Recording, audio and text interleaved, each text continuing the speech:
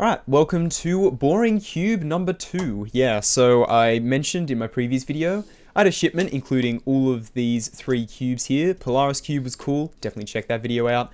This thing, lame as hell, it's just a 3x3, and you would not believe what happened with this one. It's just a 3x3. More or less. It doesn't have centers, so it's actually more like a void cube, which makes it a little bit more interesting than the other one. There is a parity case, which I'm going to try and get on this just to, for the sake of completeness. But yeah, this cube also pretty boring, so it's just going to be more or less a 3x3 solve. So let's give this a scramble real quick. I mean, it's kind of cool. It looks cooler than the other one. I was honestly expecting this to be like a curvy copter.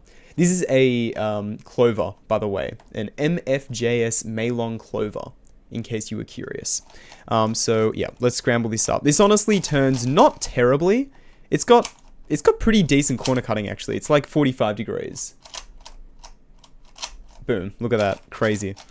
So yeah, it's not the worst turning thing in the world, but also when you try and turn it, these bits kind of catch on your fingers. So it's hard to do it, but hey, at least this one you can do M moves without too much trouble. So that's good at least. But yeah, more or less just a 3x3 solve.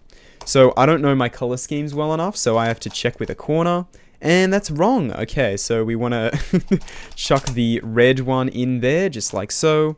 And then let me just chuck those in there like that. Okay, so now we've got the white cross. Doesn't really look like a cross, but it is.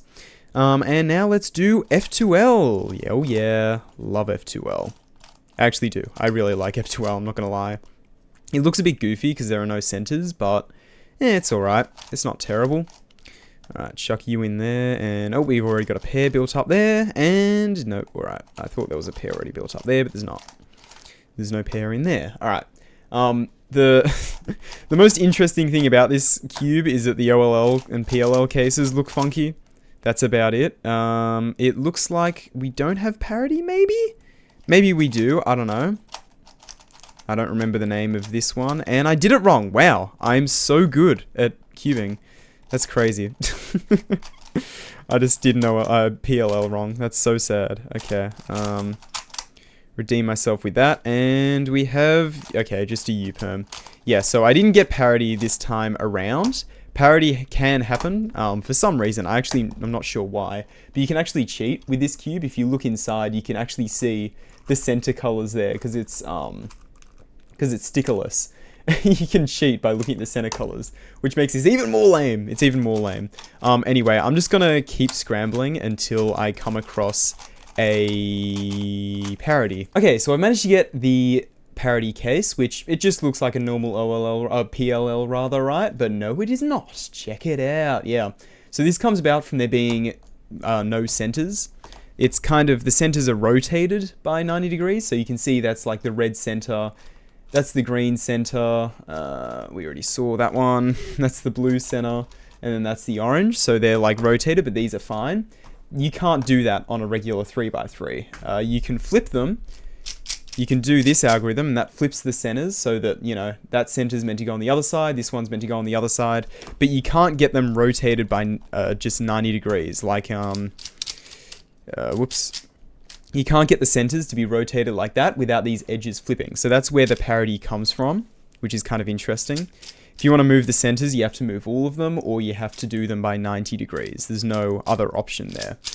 So that's how we run into problems here.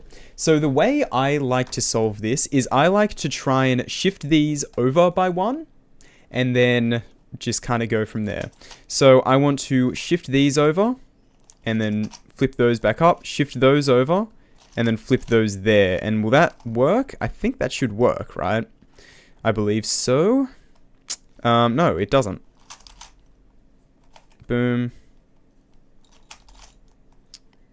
Move that there, and then that there. Yes, okay, there we go. So I've moved all of these edges over by 1, so this edge that was there is now there. And then pretty much I redo F2L, like so, which is very simple because you're just pretty much repeating the same algorithm. There's almost definitely a better algorithm to do this. I don't know it. This is just my intuitive way of doing it. And you've done it right if you have this OLL case here. which thankfully I know how to solve. So let's just do that real quick. Boom. And then we end up with a random PLL. It's always random. I don't know why the PLL's always different. It doesn't really make much sense to me, but there we go. And then we just need to do a U-perm. Boom, boom, boom, boom, boom, boom. And it is solved. There we go. So that's the parity case. The most interesting thing about this cube, other than that, it's literally just a 3x3 that has funky looking M moves. That's about it. Funky looking M moves and weird looking OLLs. That's pretty much what this cube is, if not for the parity. So yeah, a little bit of a disappointment getting this, I'm not gonna lie, but I will say it does turn very, very well. It turns very well for what it is. But yeah, at the end of the day, it's not that exciting. It's just a regular 3x3 shape mod. But yeah, anyway, either way, hope you enjoyed this. Hope it was interesting, I guess. And yeah, I'll see you later.